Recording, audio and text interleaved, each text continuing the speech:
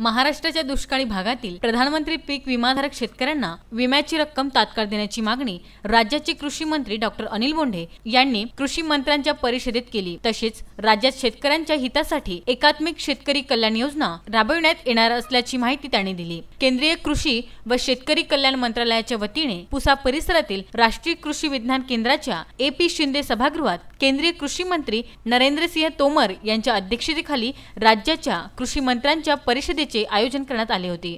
त्यावेळी डॉक्टर बोंडे बोलत होते। केंद्रीय कृषी राज्यमंत्री पुरुषोत्तम रुपाला आणि कैलास चौधरी, कृषी मंत्रालयाचे सचिव संजय अग्रवाल यावेळी मंचावर उपस्थित होते। राज्यातील विदर्भासह मध्य प्रदेश, गुजरात राज्यांमध्ये कापसाचे उत्पादन मोठ्या प्रमाणात घेण्यात येते।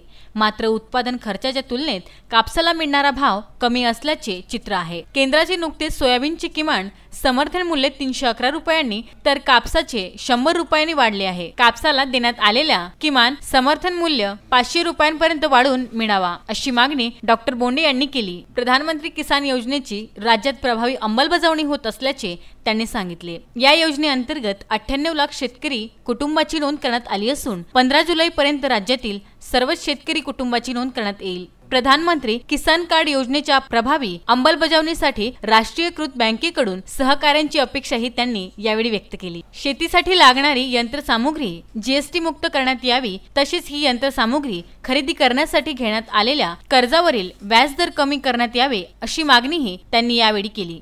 विसेन ब्युरो, अमरावती।